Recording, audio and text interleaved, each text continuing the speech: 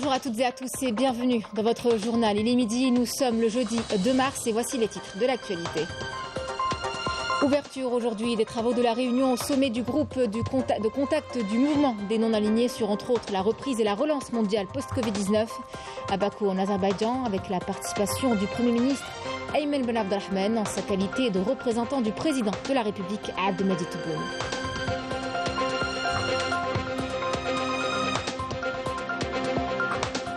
Dans le cadre des festivités célébrant la journée mondiale de la protection civile, s'est tenue aujourd'hui au siège de l'unité nationale d'instruction et d'intervention de la protection civile de Dar el Beida, une cérémonie présidée par le ministre de l'Intérieur, des collectivités locales et de l'aménagement du territoire. Médailles et grades ont été remis.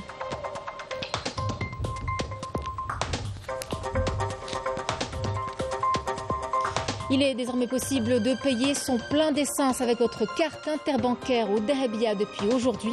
Naftal l'a annoncé hier dans le but de généraliser l'utilisation de la solution de paiement électronique et de promouvoir la digitalisation dans les moyens de gestion tout en sécurisant les transactions monétaires.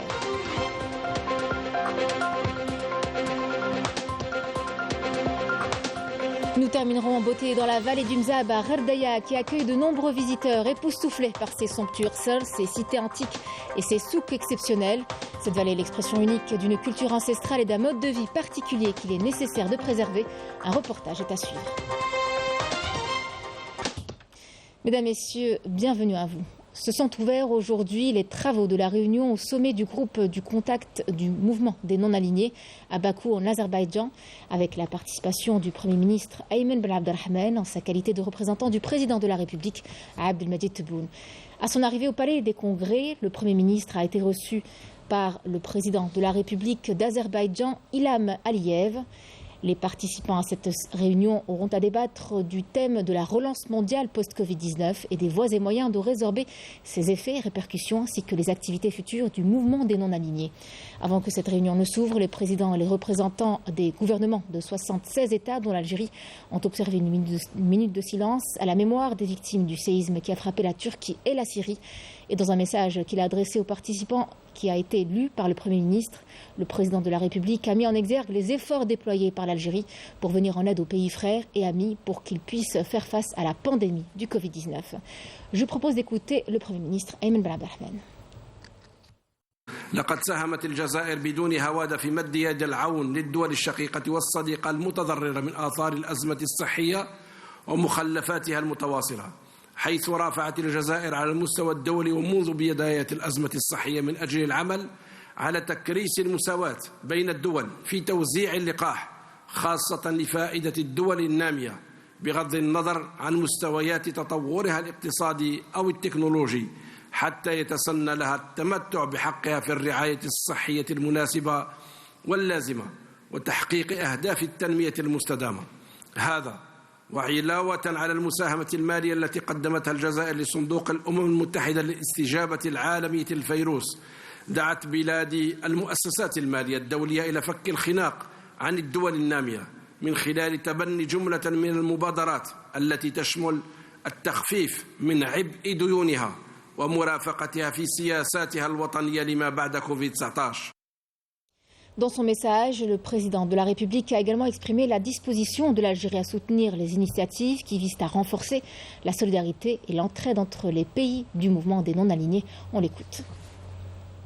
إن الجزائر على استعداد تام لدعم المبادرات الرامية لتعزيز التضامن والتكافل بين دول حركة عدم الانحياز من أجل البناء ما بعد الوباء ومرافقة كل الدول الصديقة والشقيقة في جهودها للخروج من هذه الأزمة التي علمتنا الكثير، خاصة ضرورة توحيد الصفوف وتغليب روح التعاون.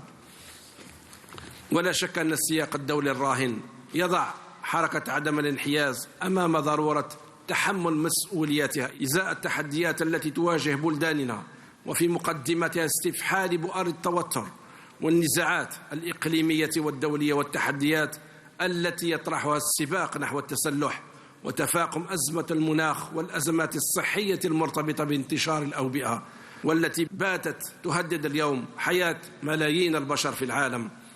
وإننا نغتنم هذه السانحة الطيبة لأجدد لكم تمسك الجزائر الثابت بمبادئ وأهداف حركة عدم الانحياز التي أكدت الأحداث التي هيكلت العلاقات الدولية مدى صوابها وصلاحيتها في السياق الراهن.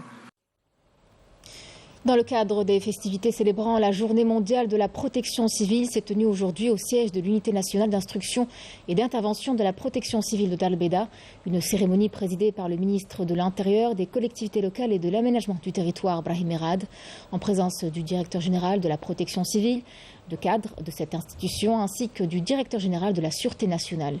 À cette occasion, une gerbe de fleurs a été déposée au pied de la stèle commémorant les victimes du devoir national. Une minute de silence a par ailleurs été observée à la mémoire des victimes du séisme qui a ébranlé la Turquie et la Syrie. Par la suite, des grades ont été remis aux lauréats des concours professionnels. Des officiers supérieurs de la protection civile ont été quant à eux décorés de la médaille de l'Organisation internationale de la protection civile. Les équipes de la protection civile intervenues en Syrie et en Turquie ainsi que les équipes de presse et de retraités du secteur ont été à leur tour honorées lors de cette cérémonie. Je propose d'écouter le ministre de l'Intérieur, des collectivités locales et de l'aménagement du territoire, Brahim Merad. Nous saluons le dévouement et le professionnalisme dont font preuve les éléments de la protection civile et nous leur témoignons toute notre reconnaissance. Le président de la République ne manque pas d'ailleurs de réaffirmer à chaque occasion sa profonde reconnaissance et gratitude envers les éléments de ce corps qui font montre d'un niveau de professionnalisme élevé et d'une bravoure sans faille. Ils se sont d'ailleurs illustrés récemment par des actes héroïques lors du séisme qui a frappé les deux pays frères, la Turquie et la Syrie. Sur le terrain, les éléments de la protection civile se sont mobilisés, intervenant avec héroïsme pour sauver des vies et secourir les victimes, faisant honneur à l'emblème national et aux valeurs d'humanisme et de solidarité. L'occasion pour nous de vous parler ce midi du GRIMP, cette unité spéciale de la protection civile. Il s'agit du groupe de reconnaissance et d'intervention en milieu périlleux. Il est présent au niveau de plusieurs wilayas du pays. La dernière à s'en être dotée est Mestghanem.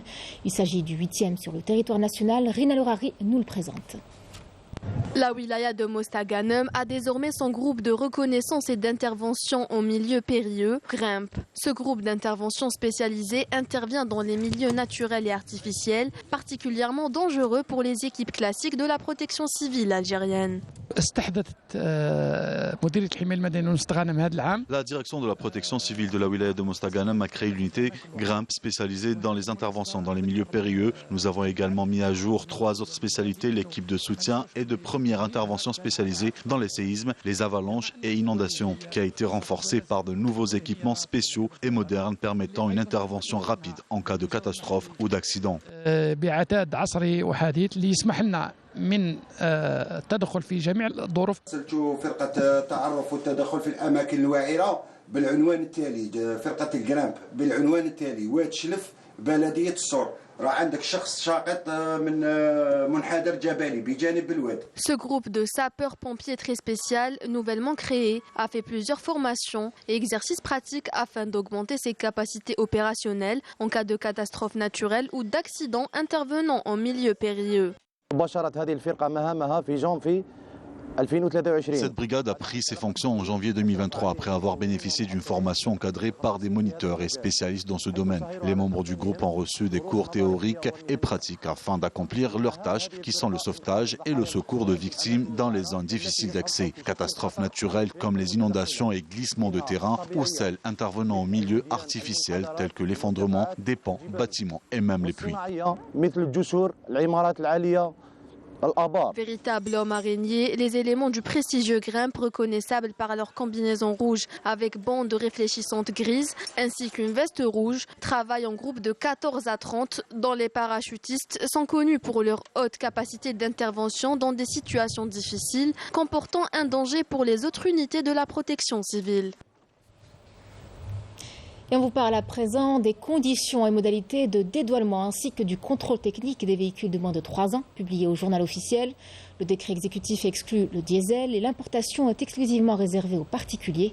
Les services des douanes rencontrés par Badea Marni au port d'Alger nous l'expliquent. Regardez. L'importation des véhicules de moins de 3 ans par les particuliers résidents est entrée en vigueur. Il est donc attendu dans les prochains jours l'entrée de ces voitures en Algérie. Les services des douanes ont établi une procédure de dédouanement des véhicules d'occasion qui arriveront au port. Les exonérations des taxes douanières peuvent atteindre 80%.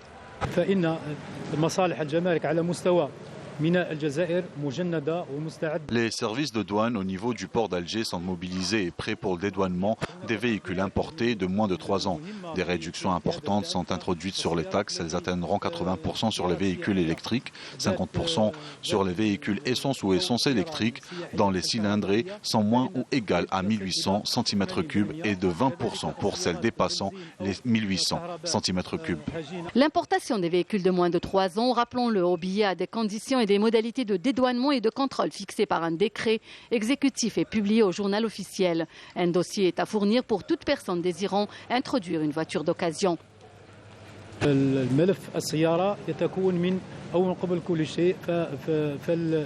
Pour ce qui est du dossier, il est impératif de présenter entre autres une copie de la carte nationale d'identité, un certificat de résidence, certificat d'immatriculation du véhicule à l'étranger ou autre document équivalent, une facture d'achat ou un contrat de vente et un document datant de moins de 3 mois justifiant le bon état du véhicule établi par un organisme habilité du pays de son immatriculation.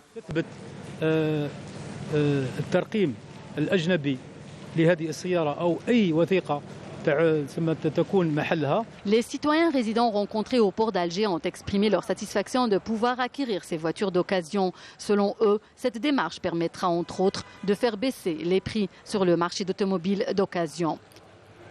C'est une décision qu'on a attendue, voilà, ça fait à peu près 6 mois. On est très content, ماشي parce que انا داخلين دوكا ولا قدامكم, mais on va créer de la concurrence مع Fiat, ça va pas les laisser tout seuls sur le marché national et ça va diminuer un peu la pression sur le marché de l'auto en Algérie. Ils seront contents de pouvoir acheter un véhicule à un prix compétitif.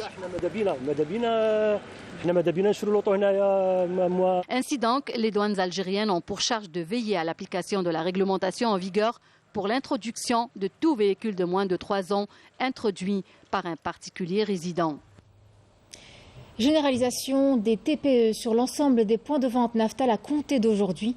La Société nationale de commercialisation et de distribution de produits pétroliers l'a annoncé hier. Vous pourrez désormais payer les services Naftal à travers vos cartes CIB ou Dahabia.